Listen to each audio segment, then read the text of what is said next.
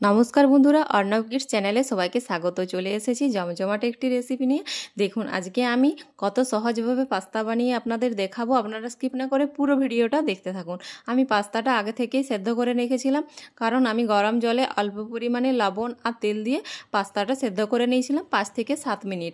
তারপর আমি এটা একটা ঝুড়ির মধ্যে ছেঁকে নিয়েছিলাম। দেখুন ঠিক এরকম পাস্তাটা রেডি হয়েছে। এরপর আমি গ্যাসের মধ্যে প্যান বসিয়ে দিলাম। প্যান গরম হয়ে গেছে, এখানে দিয়ে দেবো আমি সাদা তেল। পরিমাণ মতো সাদা তেল আমি এখানে দিয়ে দিলাম। তেল গরম হবার পর আগে থেকেই আমি সবজি কেটে রেখেছিলাম।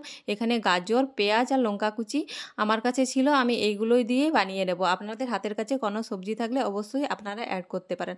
আর দিয়ে দিয়েছিলাম অল্প পরিমাণে লবণ, মানে স্বাদ অনুযায়ী লবণ, আর দিয়ে দিলাম অল্প পরিমাণে পাস্তার মশলা। এরপর খুব ভালোভাবে আমি নাড়িয়ে চাড়িয়ে সবজির সঙ্গে এগুলো মিশিয়ে নেব। আর এখানে দিয়ে দেবো একটা ডিম ফাটিয়ে। এরপর ডিমটাও আমি খুব ভালোভাবে সবজির সঙ্গে ভেজে নেব, ভুজিয়ার মতো করে। আপনারা এরকমভাবে বানিয়ে দেখবেন, খেতে কিন্তু অসাধারণ লাগবে। আর খুব সহজেই কিন্তু পাস্তাটা রেডি হয়ে যাবে। এরপর আমি এখানে দিয়ে দেবো যে পাস্তাটা সেদ্ধ করে রেখেছিলাম, সেই পাস্তাটাই আমি এরপর এখানে অ্যাড করে দেবো, কারণ এটা আমার ভাজা হয়ে গেছে সুন্দরভাবে। এরপর পাস্তাটা দিয়ে আমি খুব ভালোভাবে নাড়িয়ে চাড়িয়ে মিশিয়ে নেব। দেখুন কত সহজেই কিন্তু আমার পাস্তাটা রেডি হয়ে যাচ্ছে।